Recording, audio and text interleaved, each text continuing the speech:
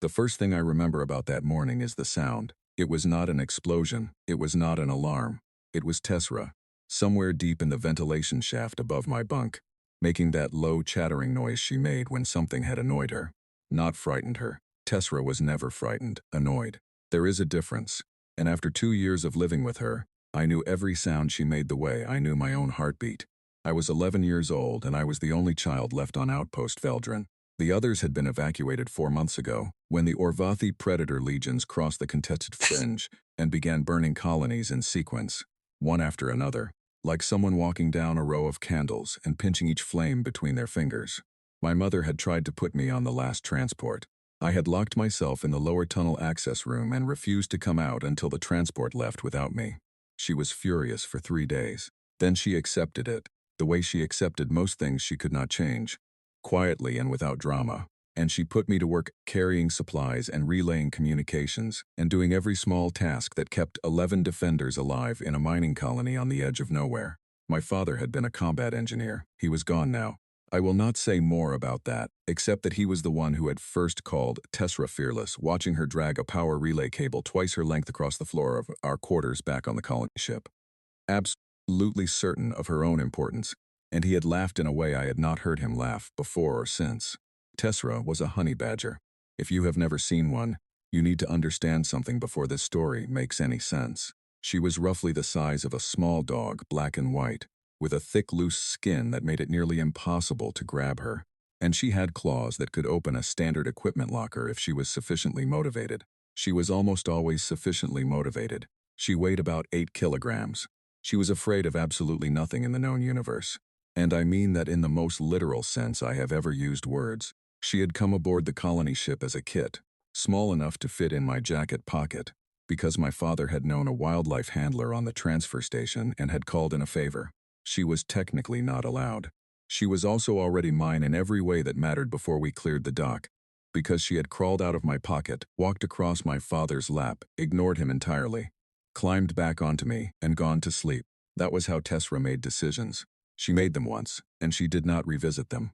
By the time we reached Veldran, she was full-grown, and had already established herself as the undisputed resident authority of the lower tunnels. The ventilation system was hers. The maintenance corridors were hers.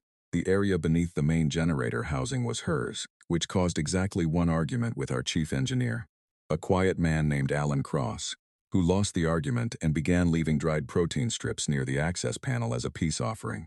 Tessera accepted the tribute without acknowledgement, which Alan said was fair. The Orvathi had given us their ultimatum 6 days ago. 1 rotation, they said. That was their word for the period of time it took Veldran to complete 1 orbit of its parent star, which worked out to roughly 31 standard hours. 1 rotation to lower our defensive grid, deactivate our communications array, and formally signal surrender.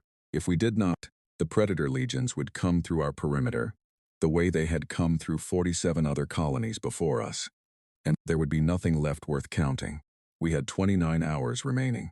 My mother, whose name was Grace Pelham, and who had been a structural geologist before she became the acting commander of the last 12 people standing on this rock, was in the operations room when I came up from the lower tunnels that morning. She was looking at the sensor display the way she looked at geological fault maps back when that was her job, with total calm and total focus, reading the data and deciding what it meant. Around her were the 11 people who had chosen to stay. Alan Cross was running a diagnostic on our 1 functional defense turret, which had been damaged 2 weeks ago in a probe attack and was operating at about 60% efficiency. Beside him was a woman named Carol Daly, who had been a medic on 3 different colony ships and who had a talent for fixing things with whatever happened to be nearby. Next to her was a young man named Pete Garner, who was 22 years old and had never intended to be a soldier, and who had turned out to be one of the most useful people in the colony because he never panicked and always thought before he moved. The rest were spread through the facility, doing the work of keeping systems running and people alive. None of them looked at me when I came in. They were too focused, I understood that. I went to the corner where I kept my secondary communications unit, sat down, and began monitoring the outer sensor bands the way my mother had taught me. Low frequency first, then mid, then high. You listen to the low frequencies, because that is where the Orvathi fleet traffic tends to cluster when they are in a holding pattern. It is deep and rhythmic, and once you have heard it, you never forget it. It was there. steady and patient and enormous.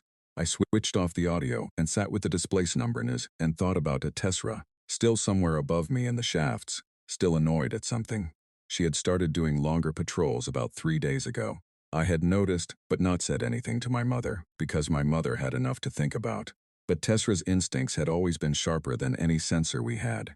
And if she was moving differently, something was different. The Orvathi, before all of this, had been a story, a news item, a strategic briefing that adults discussed in low voices when they thought children were not listening.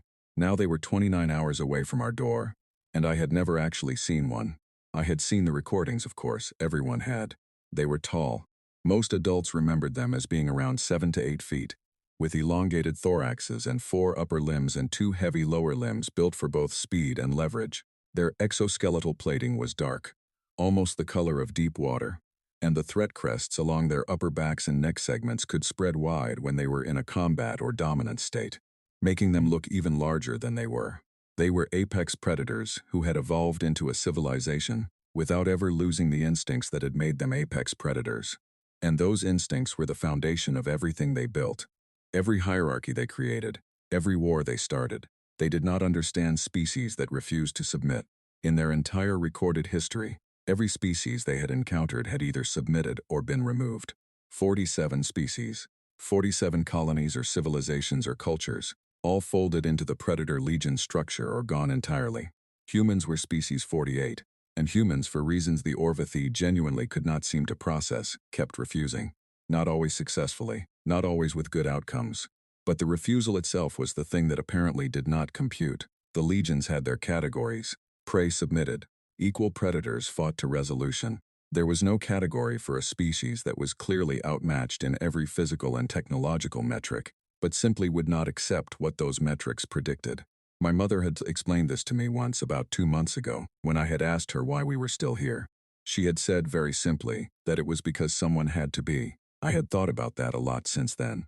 It was not the answer I expected. I expected strategy or resource calculations, or a tactical reason. Instead, she gave me a moral one, spoken like it was the most obvious thing in the world, and went back to her fault map. That was the morning I understood something about my mother that I had not understood before. And that was also, I realized much later, exactly the thing the Orvathi could not categorize, not just her, all of us. The staying without a guaranteed outcome. The refusal built on something that had no tactical name. Tessera dropped out of the vent shaft access panel at the far end of the operations room with a solid thump, looked around with complete authority, and walked directly toward the main door. Alan looked up from his diagnostic. Carol watched her go. Pete said nothing, which was typical of Pete. I watched Tessera reach the door, sit down and stare at it. She did that sometimes. It meant something was on the other side that she had decided required monitoring. My mother turned from the sensor display, looked at Tessera, then looked at me. I shrugged. I did not know what Tessera had heard or smelled or sensed through 11 feet of rock and composite sheeting and whatever alien instinct operated in that small, compact, completely unafraid mind. I only knew that Tessera was never wrong about when to pay attention. 29 hours. I picked up my communications unit and went back to the low frequencies. Somewhere out there, patient as stone, the Predator legions waited, and Tessera sat at the door and stared, her small dark eyes absolutely still. And I had the feeling, not for the first time, that she understood something about what was coming that the rest of us were still working out. I was 11 years old, alone on a dying colony, with 12 adults and 1 honey badger between me and the end of everything. I did not know yet that the honey badger was the most important one. My mother received the message at hour 4 of the 29. It came through on the diplomatic frequency which we had been monitoring but had not expected to receive anything on. Because the Orvathi did not historically use diplomatic channels before an assault, they used them after, when the outcome was already settled, as a formality. Receiving a message on the diplomatic frequency before the deadline was unusual enough that Carol Daly actually came over from her workstation to look at the display, which Carol only did when something genuinely surprised her, and Carol was very difficult to surprise. The message was in Orvathi Standard, which our translation system handled with about 80% accuracy on formal speech. Formal Orvathi was structured and precise, and the translation algorithm had been trained on enough of it to produce readable output. It said, approximately, that the 3rd Command Cadre of the Predator Legions would be sending an envoy to Outpost Veldrun within the next 6 hours for the purpose of witnessing the formal acknowledgement of terms, and that the envoy would arrive unarmed by Orvathi customs of diplomatic transit, which meant without active weapon systems, though their personal plating and physical capability remained, obviously, what it was. My mother read it 3 times. Then she called everyone into the operations room. I sat in my corner and listened, and Tessera sat next to me, pressed against my leg, still and quiet, which she only was when she was thinking very hard about something. The question was not whether to receive the envoy. Refusing the envoy would be treated as a combat action under Orvathi engagement protocols and would accelerate the assault timeline immediately. The question was how to receive them, what it would mean, and whether there was any version of this that did not end the same way it had ended for 47 other colonies before us. Pete Garner, who was 22 and thought carefully before speaking, said that the only reason to send an envoy at this stage was to ensure the surrender was formally witnessed and recorded, that the Orvathi wanted documentation, that their record-keeping was part of their command hierarchy structure, and a witnessed formal surrender carried weight in their internal ranking systems. Alan Cross said that meant they needed something from us, which was a different position than simply coming to destroy us. My mother said that needing something from us was not the same as being willing to negotiate, but that it was at least a space in which something other than the predicted outcome might exist. She did not sound hopeful, she sounded precise. There is a difference, and she was always very careful about the difference. Carol Daly asked what my mother wanted everyone to do. My mother said to look like what we were, 12 people who had chosen to stay. Nothing performed, nothing theatrical. If the Orvathi envoy came here, expecting a species that would fold the moment they saw the size of the thing coming through the door, they would be meeting something they had not prepared for. And that was the only position we had to work from. I asked if I should go to the lower tunnels. My mother looked at me for a long moment. She said yes. I went. Tessera did not come with me. Tessera stayed near the main access corridor, which she had apparently decided was her post, and no amount of calling her name changed that. I stood in the lower tunnel entrance and called her 3 separate times, and she looked at me each time with that flat ancient expression that meant she had made a decision and the decision was final. And then she looked back at the corridor. I went down to the lower tunnels and sat in the dark with the communications unit and listened to the sensor feeds. The Orvathi shuttle entered our perimeter at hour 6 exactly. They were precise about time, which was part of their command hierarchy signaling. Precision was dominance. Imprecision was weakness. Everything they did communicated rank, and arriving at the exact stated hour communicated that they operated at a level where precision was effortless. The shuttle docked at our external bay without incident. Our defense systems registered it and logged it and did nothing, because my mother had ordered them to stand passive. I heard the bay doors cycle. I heard distantly the sound of footsteps that were heavier than any human footstep I had heard before. Not running, not threatening, just walking, but each step was distinct, deliberate, weighted. The translation feed from the operations room came through my unit as a low audio stream. My mother had patched me in. I did not know if she had done it consciously, or if she had just forgotten to exclude me, but I did not question it. I heard the Orvathi commander's voice for the first time. It was deep in a way that had nothing to do with the translation, a resonance beneath the words that the algorithm translated but could not replicate.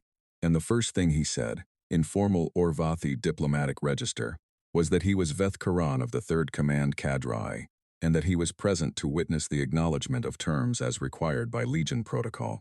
My mother said her name and her title, and that she understood why he was there. There was a pause. Then Veth Karan said something that the algorithm flagged as a non-standard opener, which meant it was outside the formal script he was supposed to be following. He said that he had reviewed the combat data from the previous engagements on this outpost, and that he wished to understand something before the formal proceedings began. My mother asked what he wished to understand. He said that the Legion's sensor archives had logged an anomaly in the lower sections of this facility over the past several weeks. A biological entity not classified in any Orvathi xenological database, small, extremely aggressive toward Legion drone units, responsible for disabling 3 separate reconnaissance units in close tunnel engagements. He said the engagement data on this entity was the most unusual the Legion's combat analysts had processed in 11 standard years, because the entity showed no threat response behavior at any point. It did not retreat, it did not signal alarm. It simply engaged, neutralized, and moved on as if the drone units were minor inconveniences.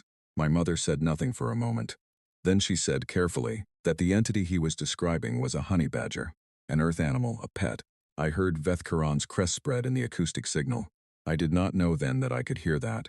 But later when I understood more about Orvathi physiology, I recognized the sound, a slow involuntary widening, a dominance instinct firing in response to new information being processed as a potential threat signal. He said he did not have a translation for that word. My mother said it was a small carnivorous mammal from Earth, domesticated by some human families, known for being difficult to frighten. Another pause. Then Veth-Karan asked where this animal was now. I was already at the tunnel access before my mother finished saying she was not certain of its current location. I was not making a decision exactly. It was more that I heard his question, and the answer was obvious, because I knew where Tessera was. I had known where Tessera was every moment of every day for 2 years, because Tessera and I existed in each other's awareness, the way two things do when they have chosen each other entirely and without reservation. I came up through the tunnel access hatch into the side corridor, and I heard Tessera before I saw her. That low chattering sound, the annoyed one, coming from just around the corner ahead of me. I turned the corner, and she was sitting at the edge of the main hall entrance, watching the inside of the room with complete focus, her tail low and still, which meant she was not in an attack state, just in an evaluation state. I could see into the main hall from where I stood. Veth-Karan was not what I had prepared myself for.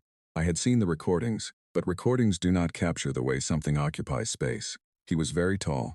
His plating was the color of deep water, almost black in the hall lighting. His upper limbs were folded in what I later learned was a formal diplomatic rest position.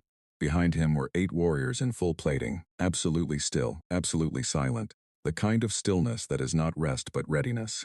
My mother was standing in front of them, and she looked small, and she looked completely calm, and I have never admired her more than I did in that moment. Veth-Karan was looking at her. Then his crest angled very slightly, and he was looking past her, at the entrance where Tessera sat. Tessera saw him look at her. She looked back. She made the chattering sound again, louder this time. I walked to the entrance of the main hall. I was not thinking about any plan. I was not thinking about galactic politics or Legion protocols or what it meant to be Species 48. I was thinking that Tessera was making the noise she made when she was annoyed and preparing to do something about it. And the last time she had made that noise near something she did not approve of, she had taken apart Alan's diagnostic equipment panel with her front paws in about 40 seconds. And the main hall had 8 Orvathi warriors in it. I called her name. Tessera looked at me. She looked at Veth-Karan. She looked at me again. I knelt down on the floor of the corridor, which is what I always did when I wanted her to come to me rather than go toward something else. Because Tessera respected the low position, the way she respected everything I had ever learned about reading her, as a signal rather than a command, an invitation rather than an order. She walked to me, not fast, not slow, the way Ketivra always walked, as if the floor belonged to her, and she was allowing others to stand on it as a courtesy. She reached me and walked directly up my bent knee onto my forearm, and settled against my chest, the way she had settled against my father's chest on the colony ship when she was a kid, and the way she had settled against mine every night since. Her claws were light on my jacket.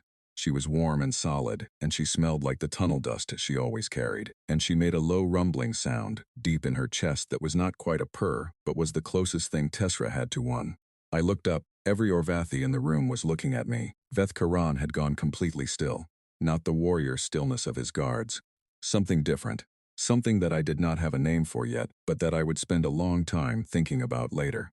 It was the stillness of something encountering information that did not fit any category it had. My mother was looking at me too. Her face was unreadable, which with my mother meant she was thinking very fast. Tessera shifted against my chest, looked at the room full of Orvathi, and made her short dismissive sound, the one that meant she had assessed something and found it not worth further concern. Nobody moved. Veth-Karan's crest had spread. Not all the way, not to the full width I had seen in combat recordings, but it was wider than it had been a moment ago, and it was moving slowly, incrementally, in a way that his guards' crests were not. His guards had their crests tight, which I later learned was combat-ready compression. His was spreading, which meant something entirely different. I stood up, because my knees were starting to hurt on the floor, and Tessera adjusted her weight without concern and stayed exactly where she was, her head resting lightly against my collarbone, her eyes half closed. Veth-Karan said something that the translation unit on my mother's belt rendered as, approximately, a request for clarification. He asked how long I had controlled this creature. I looked at Tessera. I looked back at him. I told him the truth because it was the only thing I had. I said I did not control her. I said she just liked me. The hall was absolutely silent. One of the 8 warriors behind Vethkaran made a very small sound that was not a word, just a sound, and then was quiet. Vethkaran stood in that hall with his crest spread wide and his ancient predator eyes fixed on me and Tessera, and he did not say anything for a very long time. My mother later told me that what happened in that hall, in those next few minutes, rearranged everything. She did not say it dramatically. She said it the way she said most important things, matter-of-factly, the way you describe something that has happened and cannot be undescribed. I was 11 years old. Tessera was asleep against my chest, warm and careless and completely at home in the center of a room full of the most dangerous beings in the explored galaxy. And Vethkaran could not stop looking at us. I did not know yet what that meant, but Tessera knew. I think Tessera had always known. That was the thing about her. She had never needed to understand politics or history, or the 47 species that had come before us. She only needed to understand what was in front of her, and to decide, without hesitation, whether it was worth her attention. She had decided I was worth her attention 2 years ago on a colony ship dock, climbed out of my pocket and chosen me. And apparently, that choice had just become the most significant military event in 20 years of human resistance. I just did not know it yet. I stood in the middle of that hall with 8 kilograms of absolute fearlessness warm against my chest. And for the first time since the Orvathi ultimatum had arrived, the room did not feel like the end of everything. It felt strangely, carefully like a beginning. The questions started slowly. Vethkaran did not move from where he stood. His warriors did not move either, and I noticed they had stopped watching my mother and the other defenders entirely. They were watching Tessera, not with the tight-crested focus of combat assessment, with something else. Something that looked more like the way a person watches something they do not fully understand and are trying to process quietly. My mother had also not moved. She was standing precisely where she had been standing when I came in from the corridor. And if she was alarmed by my presence or by what was happening, it did not show in her posture or her face. She was watching Vethkaran with the same focused calm she used for everything, measuring, waiting, reading. Pete Garner was behind her, and to the left, and I could see him from where I stood. He had gone very still in the way Pete went still when he was thinking hardest. Carol Daly was near the wall. Alan was not in the room, which meant he was at the defense systems as my mother had presumably positioned him before the envoy arrived, in case something went badly and they needed a response. I did not know where the others were. Vethkaran said, through his translation unit, that he had studied the encounter records of his drone units in the lower tunnels. I said I knew Tessera was particular about her tunnels. He asked what I meant by particular. I thought about how to explain Tessera. The problem with explaining Tessera was that the explanations always sounded wrong because they were technically accurate, but missed the thing they were trying to describe. She was not territorial in the way a guard animal was territorial. She was not aggressive in the way a trained fighter was aggressive. She was simply herself, completely and without modification, and anything that entered her space without her permission received the full force of that selfness. And the full force of Tessera was considerable. I told him that Tessera had decided the lower tunnels were hers, not because anyone told her to defend them, because she had walked through them and assessed them and concluded they were suitable, and once Tessera concluded something was suitable, she kept it. Vethkaran said, and the translation algorithm flagged this as a high formal register, that in the combat archives of the Predator Legions, there was no category for an animal that engaged combat units for non-territorial, non-protective, non-hunger-related reasons. I looked down at Tessera, who was still resting against my chest, her eyes half closed, her breathing slow and even. I said she probably just found the drones annoying. The warrior directly to Vethkaran's right made a sound. I heard it clearly. It was short and involuntary, and the warrior immediately stopped making it, and went very still in the way something goes still when it has done something it did not intend. I did not know what the sound meant. Vethkaran turned his head very slightly toward the warrior, and then back to me. And when I was starting to learn that the movement of it had meaning, the way the movement of a human face had meaning.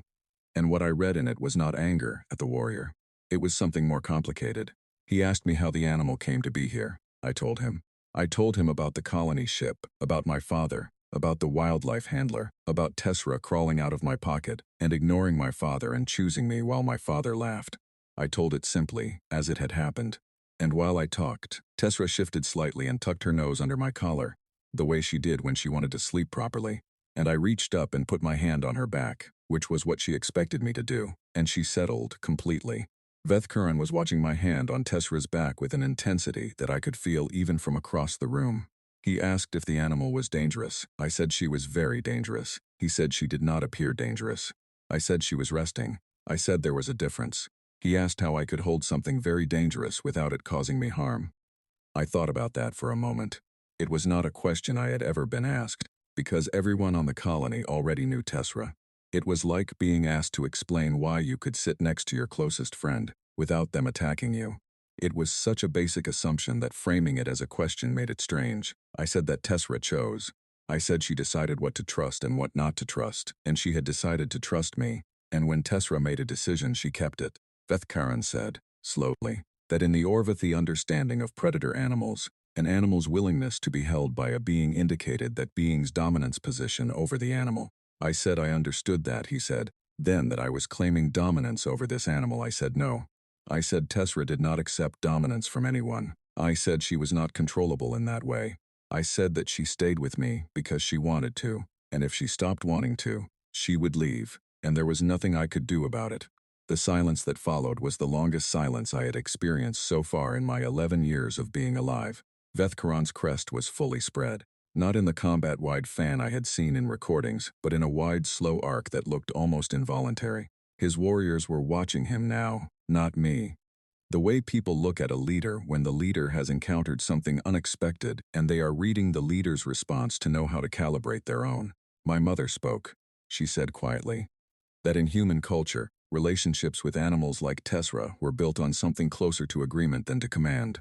She said that humans had spent thousands of years living alongside animals that had the capacity to harm them, and that the ones that had stayed because both parties had chosen the arrangement, not because one had forced the other. Vethkaran turned to look at my mother. He said that this was not how predator hierarchies functioned. My mother said she knew that. He said that in the logic of the predator hierarchy, an uncontrolled dangerous animal was a liability, not a companion. My mother said that from outside the predator hierarchy, a dangerous animal that chose to remain with you for its own reasons was something more than a weapon and more than a companion. She said it was a statement about what you were, not what you had built or owned or taken.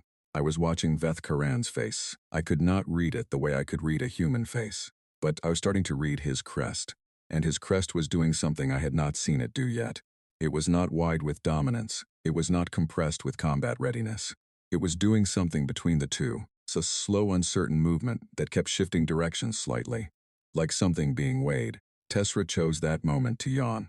It was an enormous yawn for her size, jaw open wide, teeth visible, which were not small teeth. And then she closed her jaw with a small click sound and resettled against my chest and went back to being warm and unconcerned. One of the warriors said something to Vethkaran in Orvathi that was too fast for my translation unit to catch clearly. The algorithm flagged it as a query about category classification. Vethkaran responded in a word I did not have a translation for. He turned back to me. He asked how old I was. I told him 11 standard years. He said nothing for a moment. Then he asked if I was aware of what was scheduled to happen to this outpost in the remaining time before the deadline. I said yes. He asked if that was why I was here instead of the other children who had left. I told him about locking myself in the tunnel access room. I told him simply, not as a brave act, just as what had happened. I said that my mother was here, and Tessra was here, and this was where I belonged. Vethkaran did not speak for a long time after that. When he did speak, it was not to me. It was to the warrior beside him. And it was short and clipped, and the algorithm flagged it as a command register statement before it gave me the translation, which was an order to record everything that had been said and relay it on the priority command channel. My mother heard the translation at the same moment I did. I saw her eyes move slightly, reading the output on her unit. She looked at me. She did not look alarmed. She looked like someone who has been watching a variable in an equation change value and is now recalculating very quickly. Vethkaran said to me formally that the Predator Legions had a concept. He said the Orvathi word, which the translation unit did not convert but instead presented in phonetic transcription. And then he said the approximate meaning, which was something like dominance through selection, the position of a being who is chosen by a dangerous creature, rather than one who overcomes a dangerous creature. He said it was considered the highest possible natural rank in Orvathi culture, not a rank that could be claimed or awarded. only one that could be recognized when it occurred. He said, the Legion's entire record of categorizing it was limited to 8 documented cases in 4,000 years of Orvathi history. I looked at Tessera, then I looked at Veth Karanad. I was just her person. The translation unit rendered this and delivered it into the room. And Veth Karan was quiet again, and this time when his crest moved, I was almost certain. I understood what I was seeing. He was not threatening. He was not assessing for combat. He was doing something that I had a word for. Something that looked like what Alan Cross looked like when Tessera walked past him every morning. And he reached down to offer her a protein strip, and she took it without looking at him. Just accepted it as the correct behavior from someone who had learned the right way to be. Veth Karan looked like someone encountering something that was rewriting the categories he used to understand the world. And Tessera slept, warm and heavy and careless and completely herself. And I stood in the middle of the most important room in the history of human resistance, and held her, and waited to see what happened next. My mother caught my eye across the room. She did not smile. She did something quieter than smiling. A very slight change around her eyes. The look she had when a geological survey came back, and the numbers were different from what the models had predicted, but in a way that opened new possibilities instead of closing them. Something in the room had shifted. I did not know yet exactly what, but I had been alive long enough to know the feeling of a variable changing, of an equation becoming something other than what it had looked like a moment before. And Veth Karan was still standing there, crest wide, eyes moving between Tessera and me, trying to find the category that fit what he was seeing, and finding nothing, and being forced by that absence to build something new. I did not know yet what that would mean for the outpost. I did not know yet what it would mean for the 48 species, and the predator legions, and the contested fringe, and every piece of galactic history that was currently balanced on the next few hours. I only knew that Tessera was warm against my chest, and that the room was very quiet, and that quiet, in this particular moment, felt like the most important thing in the world. The message went out 3 hours after the envoy meeting. I was back in the lower tunnels when it happened. My mother had asked me, gently but firmly, to return below, while she spoke privately with Veth Karan, and this time I had gone without arguing, because something in her voice told me that what was happening now required the kind of focused adult attention that my presence would complicate. Tessera had come with me this time, which told me that she had decided the main hall no longer required her evaluation. We sat together in the lower tunnel on an old supply crate. Tessera curled beside me, and I monitored the sensor feeds and the diplomatic frequency, and tried to understand the shape of what was happening from the data I could see. The diplomatic channel was active in a way it had not been before.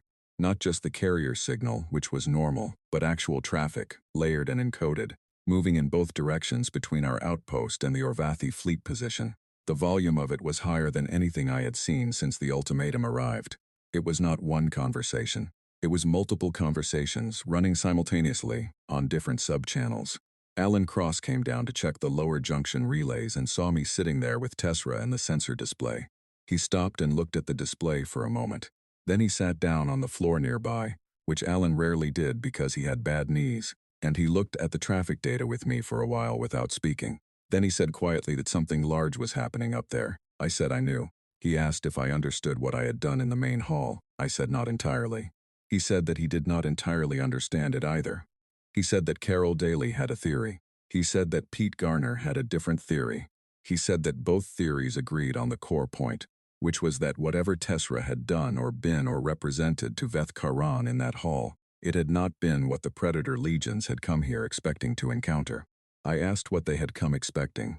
He said that they had come expecting submission, or they had come expecting fear, or they had come expecting the kind of desperation that a small outpost facing annihilation was supposed to produce. He said that all 3 of those things fed a particular kind of understanding in the Orvathi system, that all 3 confirmed what the legions already believed about the 47 species that had come before us. He looked at Tessera, who was cleaning her face with both front paws in the methodical way she always cleaned after eating, completely absorbed in the task. He said what they had not expected was an 11-year-old boy holding an animal that their combat archives classified as behaviorally unclassifiable, and telling their commander, with complete sincerity, that he did not control the animal just liked him. I asked if that was actually a significant thing. Alan looked at me for a long moment. He had very calm eyes, Alan, the kind of eyes that had seen enough difficult things to stop being surprised by most of them. But something in them now was less certain than usual, in a way that was not disturbing but was interesting, like he was recalculating something fundamental. He said that to a predator civilization built entirely on hierarchy and dominance, the concept of a dangerous creature choosing freely to be with someone was not just unusual. He said it was essentially incomprehensible. He said that within their framework, every relationship was power. Every bond was control, every alliance was transaction. The idea that Tessera was with me for no tactical reason, with no coercion, with nothing extractable from the arrangement except the arrangement itself, was a category their entire cultural structure had no container for. Tessera finished cleaning her face, looked at both of us briefly, and moved to the far end of the supply crate to investigate a small dark corner, which she did regularly, and which always turned out to contain nothing of interest, and which she always investigated anyway. Alan said that there was a phrase in the Orvathi cultural record that their xenolinguists had been studying for years without fully understanding. He said it translated, roughly, as the condition of being chosen by what is dangerous. He said that in Orvathi history it had been written about only a few times, always in contexts of figures who had achieved a kind of cultural significance that went beyond military rank or political power. Figures who were treated differently, not because they were stronger, but because they were perceived as something that the normal categories of strong and weak did not fully contain. I said that sounded like a lot of weight to put on a honey badger liking someone. Alan said that was exactly the point. He said, the Orvathi had been building their understanding of every species they encountered on the assumption that every relationship between a being and a dangerous thing was about power. And Tessera, by simply doing what Tessera did, which was to choose me and stay with me, and sleep in my arms in a room full of their commander and his warriors, had walked directly into the center of their deepest cultural framework and demonstrated, entirely without trying, that their fundamental assumption was wrong. The diplomatic channel traffic spiked. I watched the data, Alan watched it too. Then there was a burst of signal traffic on the command band, much faster and shorter than the diplomatic channel. The kind of traffic that the algorithm flagged as high-priority relay rather than conversation. I asked Alan what that was. He said, very quietly, that he thought that was Veth Karan's report going up the command chain. We sat with that for a moment. Tessera came back from the dark corner, found nothing as usual, and returned to her position beside me. She pressed her side against my leg and stood there, looking down the tunnel, alert and still, and completely unbothered by the fact that she had apparently just become a major point of contention in an interstellar command hierarchy. The response to Veth Karan's report came faster than Alan expected, he said later. That the speed of it indicated the command chain had been watching the diplomatic meeting in real time, and had already been composing a response before the formal report arrived. I understood that differently when I was older. I understood that the speed was not efficiency. The speed was alarm. The command response ordered the assault to proceed immediately. It revoked the diplomatic halt. It labeled Veth Karan's request for a delay as a procedural violation, and ordered him to stand clear while the primary strike units moved into position. I heard this through the sensor feed. The algorithm translating the command burst in pieces, and I felt something go cold in my chest. That was not fear exactly, but was the thing that sits next to fear when you have been very close to something important, and you feel it beginning to slip away. Alan heard it too, and then we heard Veth Karan's response. It was short. The algorithm translated it in full, because it was in formal diplomatic register, rather than command shorthand, which meant Veth Karan had chosen his language deliberately. It was, approximately as follows. He said that he would not proceed with the assault. He said that the facility contained a being that the Legion's cultural archives classified under the condition of selection, and that it was a violation of the oldest codes in the Orvathi record to harm such a being. He said that the command chain was ordering him to commit an action that their own traditions classified as a fundamental violation, and he was refusing, not on the basis of tactical judgment, but on the basis of something that existed prior to tactics, prior to the legions, prior, he said, to anything the current command had the authority to override. The channel went quiet. Alan and I sat in the lower tunnel and did not speak. Tessera pressed closer to my leg. I put my hand on her back and she leaned into it, steady and warm and real. Upstairs, in the main hall of the last outpost, standing on the edge of the contested fringe, something was happening that had no precedent in 47 previous encounters. A commander of the Predator Legions had received a direct assault order from his command chain and refused it. Not because he was losing, not because the tactical situation required it, Because an 11-year-old human child had walked into a room carrying a honey badger and told the truth. I did not understand, sitting there in the tunnel, the full extent of what that refusal would cost Veth Karan personally. I did not know about the inquiry that would follow, or the formal censure, or the months he would spend defending his decision before the Legion's cultural court, where he would ultimately argue, successfully, that the oldest laws of the Orvathi civilization superseded the command authority of any individual military hierarchy, and that the command chain's order had itself been the violation. I did not know any of that yet. I only knew that the assault order had been given, and the assault had not come. And Tessra was warm beside me in the tunnel dark, patient and uncomplicated and exactly herself, as she had always been, as she would always be, needing nothing from the moment except to be in it. Alan let out a long, slow breath. He said, more to himself than to me, that he had never in his entire career expected the most important tactical development in a military crisis to be a honey badger deciding to take a nap. Tessra looked up at him briefly, with the expression she reserved for mild and slightly condescending acknowledgement of the humans around her. Then she went back to watching the tunnel, and we waited. I am much older now, and I have spent a great deal of time trying to explain what happened after Outpost Veldrun, in terms that make the cause and effect clear and linear. It never quite works. The events moved in ways that good storytelling would simplify into a clean sequence, and the truth is more tangled and more interesting than any clean sequence. What I can tell you is what I witnessed, and what I understood as it happened, and what I came to understand later. Veth Karan held his units at a full stop for 9 hours after refusing the assault order. During that time, the diplomatic channel was carrying more traffic than our systems had been designed to process, and Alan had to reroute 3 separate array units to handle the volume without signal loss. The traffic was not all between our outpost and the fleet. Some of it was moving between fleet positions, commander to commander, lateral communication that the Predator legions almost never used because their hierarchy was primarily vertical. Commanders received from above and transmitted to below.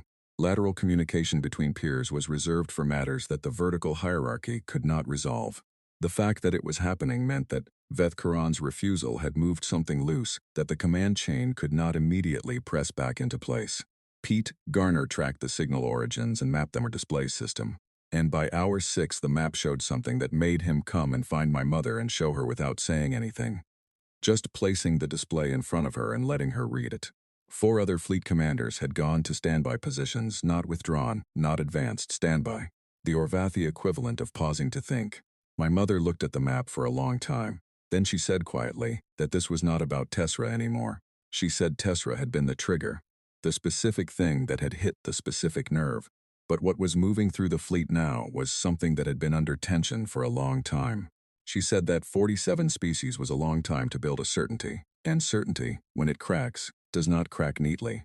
Carol Daly asked what my mother thought was cracking. My mother said she thought the certainty that the Predator framework was total, that everything could be understood through dominance and submission, that there was no relationship in the universe that was not fundamentally about power. She said the Orvathi had built their entire civilization on that premise, and for 4,000 years it had worked, because every species encountered either confirmed it by submitting or confirmed it by fighting. And even the fighting was a kind of confirmation because it was still a power relationship, still the framework operating as predicted. She said Tessra did not confirm it. She said Tessra was not a power relationship. She said Tessra was just Tessra, choosing what she chose for reasons that had nothing to do with strength or fear or advantage. And when Veth Karan looked at Tessra sleeping in my arms, he was looking at evidence that his civilization's foundational assumption was incomplete. Carol asked if that was enough to stop a fleet. My mother said she did not know. She said it might be enough to introduce a question. And sometimes a question, in the right place at the right time, was the most powerful thing in the universe. I was sitting near the wall with Tessra beside me, listening to all of this. And I was thinking about my father. I was thinking about the way he had watched Tessra on the colony ship and laughed, and how the laugh had been partly delight and partly something else, something that sounded like recognition, like he had seen something he had always suspected was true but had not quite had evidence for.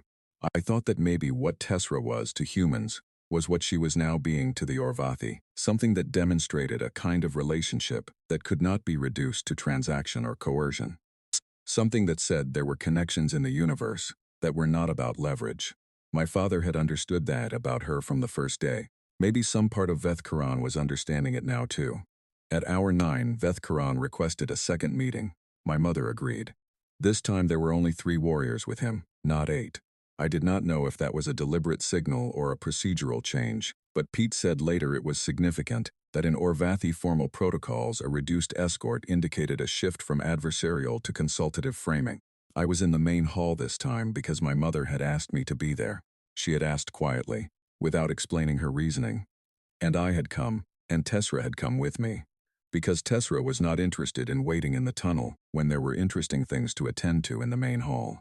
Veth Karan looked at Tessera when he came in, and Tessera looked at him, and after a moment Tessera looked away, which in Tessera's assessment system was the equivalent of a declaration of non-threat. She had decided he did not require further evaluation. I watched Veth Karan see her look away, and I watched something in his posture change, slight and specific, a very subtle reduction in the held tension of his upper limbs. The meeting lasted 4 hours. Most of what was discussed was above my understanding at the time, and I reconstructed it later from the recordings my mother kept, and from Veth Karan's own account, which he gave publicly before the Orvathi Cultural Court some months afterward. What I understood as it happened was this: Veth Karan was not asking for terms of surrender from us. He was asking for something that had no clean translation in the diplomatic register, but that the algorithm rendered, approximately, as explanation of method. He wanted to understand how humans existed in relationships with dangerous creatures as a matter of course, not as a tactical development or a military program, as an ordinary thing. He wanted to understand how Tessera could be dangerous and also a companion, and how those two things coexisted in our understanding without contradiction. My mother answered carefully and fully, because she understood that the questions were not rhetorical. She talked about domestication, about the long human history of living alongside animals that had the capacity to harm us. She talked about how the animals that had stayed, because the relationship gave them something, not just safety or food, but something harder to name: connection, recognition, a sense of being known. She talked about how humans had learned, over thousands of years, that the way to live with something dangerous was not to dominate it, but to understand it, to meet it at the level of what it actually was, rather than what you needed it to be. Tessera, at some point during this conversation, walked across the room to the area near Veth Karan's feet, and sat down and investigated the floor there with brief interest and then sat still. She was about 3 feet from him. His warriors went very tense. Veth Karan did not move. Tessera looked up at him. Then she looked at her feet. Then she walked back to me and pressed against my ankle, satisfied with whatever she had determined. Veth Karan said, very slowly, through the translation unit, that in 40 years of commanding Legion forces he had never experienced an animal voluntarily approach him in a neutral state. I asked what animals did when they approached him. He said they fled, or they were attacking. I said Tessera did neither. He said he was aware of that. I said that was just Tessera, he said. And I heard something in his voice that the translation unit could not fully carry, but that was present in the cadence and the wave of it, that he thought, perhaps just Tessera, was a more significant statement than I realized. I thought about that for a moment. Then I said that Tessera had been just Tessera her whole life, and that her whole life she had been doing things that people found significant without meaning to. Because she did not know how to be anything other than what she was, and what she was happened to be a thing that did not fit into the frameworks people built for understanding animals, or for understanding danger, or for understanding how relationships between very different kinds of creatures were supposed to work. I said that was why my father had called her fearless. Not because she had no survival instinct. She clearly did. Her survival instinct was in fact extraordinary and had resulted in 3 destroyed Orvathi drones. But her instincts were not organized around fear. They were organized around assessment. She assessed everything directly, on its actual terms, without bringing prior assumptions about what it should be, and then she decided, cleanly and finally, what her relationship to it was. Veth Karan was quiet for a long time. Then he said that the Predator Legions had no mechanism for this. I asked what he meant. He said that their assessment system was built entirely on established categories: prey, competitor, equal, superior. Every new encounter was run through those categories, and the category determined the response. He said that the category assessment of humans had been, from the beginning of contact, deeply inconsistent. Humans tested as prey in physical metrics. Humans tested as competitors in technology and adaptation metrics. Humans tested as neither in behavioral metrics, because humans kept exhibiting behaviors that did not fit any of the 4 categories. He said the Orvathi High Command had been treating the behavioral inconsistency as noise, as a data artifact, and continuing to act on the physical and technology metrics. He said that standing in a hall with Tessera sleeping in my arms, and being told with complete sincerity that this dangerous creature that had destroyed 3 of his combat drones was sleeping on me because she liked me, he had understood, with a clarity he could not dismiss, that the behavioral data was not noise. He said he thought humans might be an entirely new category. The main hall was very quiet. My mother looked at him across the room, measuring. She said that humans had been trying to communicate that for some time. He said that he understood. He said that the difficulty was that the category they represented had no name in the Orvathi system, and that the Orvathi High Command would not act differently towards something they could not categorize. He said that the cultural court was older than the command structure and operated on different principles, and that he intended to bring the matter before the court, and that this would take time, but that he believed, based on the oldest texts in the Orvathi record, that the court would find in favor of a formal reclassification of humanity. Carol Daly, from near the wall, asked what reclassification would mean practically. Veth Karan said he could not promise outcomes. He said he could promise that the commanders who had gone to standby would remain so until the court process began, and that he would use every formal mechanism available to him to ensure the process was not short-circuited by the command chain. My mother asked what he needed from us. He said he needed the record of this meeting. He said he needed the documentation of the interaction in the main hall, and he needed something else, which he stated with a formality that made the translation algorithm flag it as a ritual request, rather than a practical one. He said he needed a personal attestation from the child who carried the animal. Everyone looked at me. Tessera pressed against my ankle and looked up at me with her flat half-lidded eyes. I asked what I was supposed to attest. Veth Karan said that the attestation in the Orvathi cultural form required only the honest statement of how the relationship between myself and the creature had begun, and what it was based on. I thought about it. I thought about a colony ship dock, and my father laughing, and a small warm weight in my jacket pocket that had climbed out, and decided, for no tactical reason, that I was the person it was going to be with. I said that Tessera had come to me when she was very small, and that I had not done anything to earn it, and that she had stayed because she wanted to, and that I had never commanded or controlled her and did not know how to, and that every day she stayed was a choice she made independently, and that it was the most honest relationship I had ever been in, because it could not be maintained by pretending or performing, only by actually being someone she was willing to be with. I said that I thought the reason she was not afraid of anything was that she lived in the present, and in the present, most things were manageable if you assessed them accurately, without bringing fear into the assessment. I said I had been trying to learn how to do that from her for 2 years and was making slow progress. Veth Karan recorded the attestation. Then he said, in a register that the algorithm flagged as personal rather than formal, that he believed Tessera was a more accurate philosopher than most beings he had encountered. Tessera did not respond to this, being asleep against my foot, which I thought was in itself a fairly philosophically accurate response. My mother and Veth Karan spoke for another hour about logistics and timelines and the mechanics of the cultural court process. And I sat with Tessera and watched the sensor feeds, and thought about my father, and about the way the universe sometimes made its largest movements through the smallest hinges. The envoy left before the deadline. The deadline passed without an assault. The 4 standby commanders remained at standby. The messages kept flowing on the diplomatic channels, deeper and more complex and more numerous with every hour.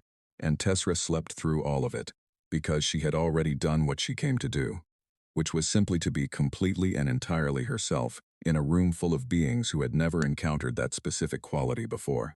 And that, it turned out, was enough. It was more than enough. It was the one thing, in 47 previous encounters, that no one had thought to bring.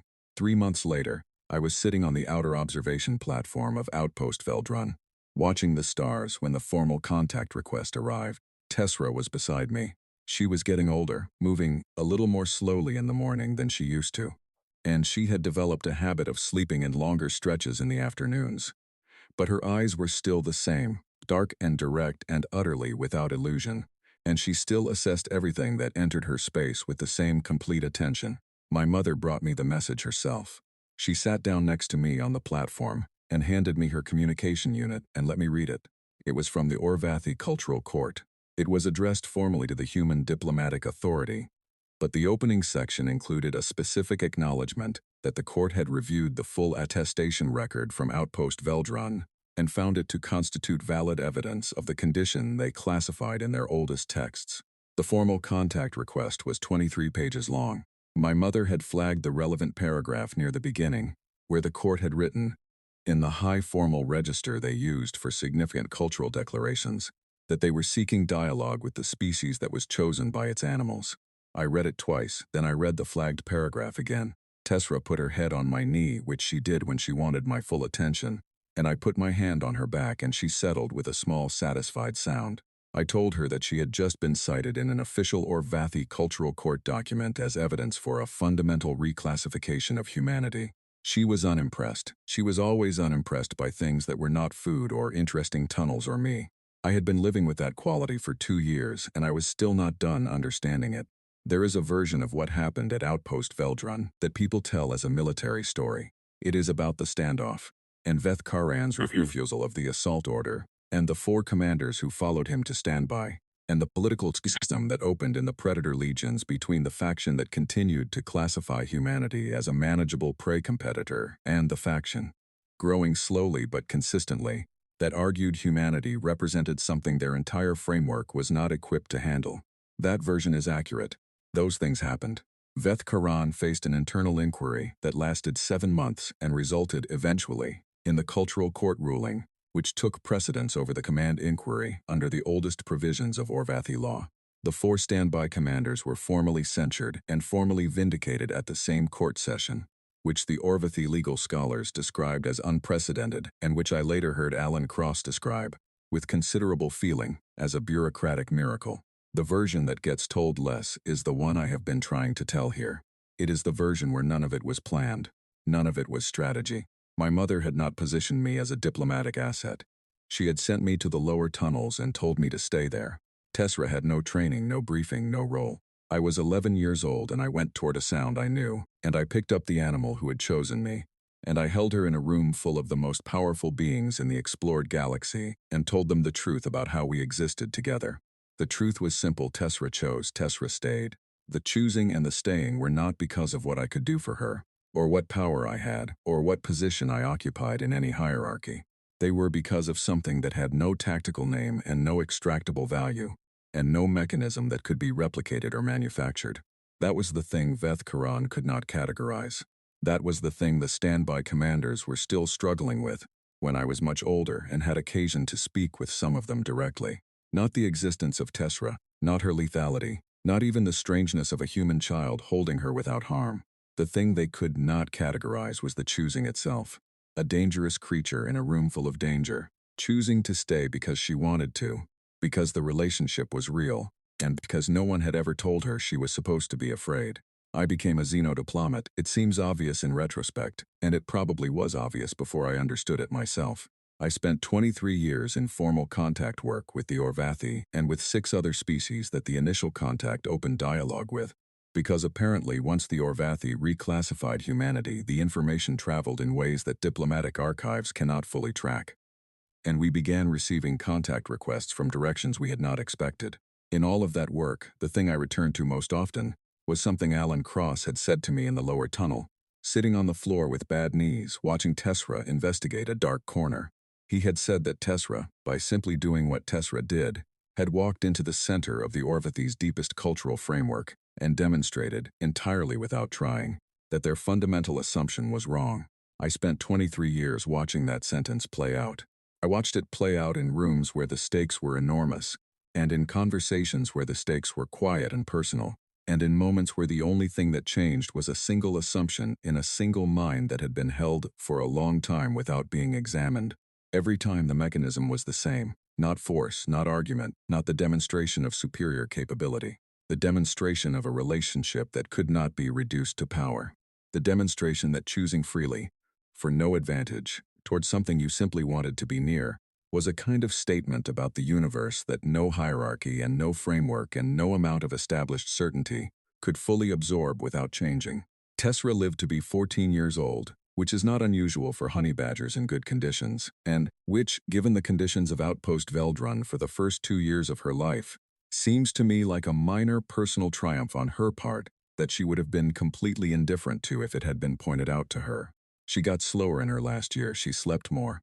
She was less interested in the ventilation shafts and more interested in the warm corner near the heat regulator, where she had established, years before, that a sleep space would be maintained for her exclusive use. She was still not afraid of anything. Not at the end, not in any of the difficult moments of her last months. She assessed whatever she was facing directly and clearly, and she made her decision about what it required, and she proceeded accordingly. I was with her at the end, as she had been with me through everything that mattered. And I thought, as I sat with her for the last time, that if I had learned one thing from Tessera and from everything that followed from Tessera, it was this. The universe has categories for dominance and submission, for predator and prey, for power and its absence. Those categories are real and they do matter, but they are not complete. They leave something out, something that cannot be captured in any hierarchy, because it does not operate through hierarchy. It operates through presence and choice, and the willingness to be completely and honestly what you are in front of something that has every theoretical reason to be a threat. Tessera had never learned to be afraid, and because she had never learned to be afraid, she had never needed to perform safety or strength, or anything other than exactly what she was. And what she was, in the end, was simply a creature that had chosen one person to be with, and stayed. The galaxy had spent 10,000 years building weapons and studying hierarchies and developing frameworks for understanding power. Nobody had thought to study what it meant when something dangerous decided, freely and without coercion, that you were worth staying beside. Nobody until Tessera, sitting in a room full of predators, warm and unafraid, had made it impossible to ignore. The Orvathi contact request sits framed on my wall now, that specific paragraph, the species that is chosen by its animals. Beneath it I keep a small photograph. It is old and slightly faded, taken on a colony ship dock. In it, a man is laughing, and a very small honey badger is crawling out of a child's jacket pocket, completely purposeful, going wherever she had decided to go. My father, Tessera, and me before any of it happened, before everything.